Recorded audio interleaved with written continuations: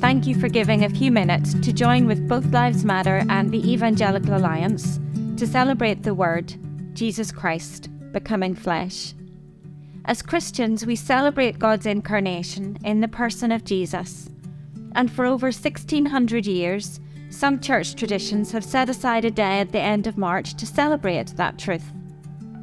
The Feast of the Incarnation celebrates the awesome truth of God the Son being fully human and fully divine. Incarnation. When you hear that word, what and who do you see? When you think of the humanity of Jesus, perhaps you picture him walking with his disciples, healing the sick, and teaching beside the Sea of Galilee.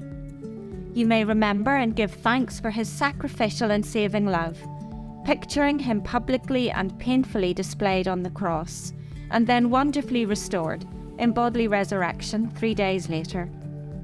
Or do you think of Christmas and see him as a tiny newborn in the manger? In visualizing those scenes, we know that Jesus joined us in all our humanity, vulnerability, and dependence from birth to death. God's plan could have been that Jesus would appear in the desert as a 30-year-old man ready to proclaim the good news, or that he'd be found as a baby, like Pharaoh's daughter did with Moses. But that wasn't the plan. His human embodiment didn't only take the form of an adult or begin at birth. His incarnation, his human journey, began pre-birth. He developed in the same way we did until he was born, which we then celebrate 9 months later at Christmas. Did you know that we celebrate the birth of Christ on December 25th because early church tradition taught that Jesus was conceived on March 25th? This is the date his church chose to celebrate his incarnation. God chose to come as an embryo. And for a few minutes today, we want to stay in the wonder of that moment, to dwell in and meditate on God's plan, his choice to join us in and through the fullness of human embodiment, from conception. The one who created all was himself created in his mother's womb. The Word who spoke the universe into being and calmed the storm in an instant, also submitted to wait 9 months, during which he would grow, develop, and prepare to be born.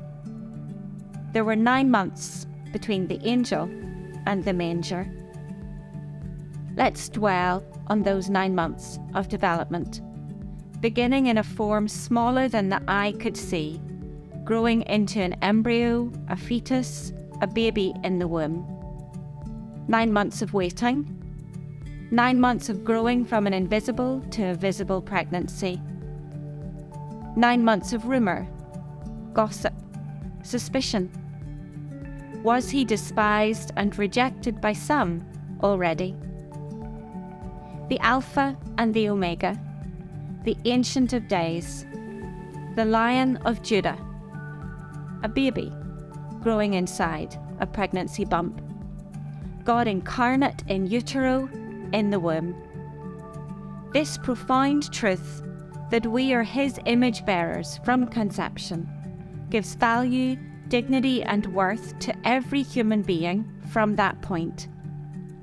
Have we forgotten, or do we rush past and miss the beautiful truth of what God chose and how he decided to begin his human journey? That being made in his image and being his image bearers on earth includes from our earliest form, because that's where and how he joined us. God Unborn. Beginning today and for the next 7 days, we're inviting you to download and make use of the God Unborn resource on our website. We have suggested 7 scripture passages that we hope will help you pray and reflect on the remarkable truth that God, the creator of all, chose to become human. With the daily suggested scripture passage and using the Lectio Divina pattern of read, meditate, pray, and contemplate, we invite you to spend time with God, dwelling on the unborn God living, developing, and growing in his mother's womb. As you do, we hope that you too will find the joy, hope, faith, and blessing that comes from this mystery.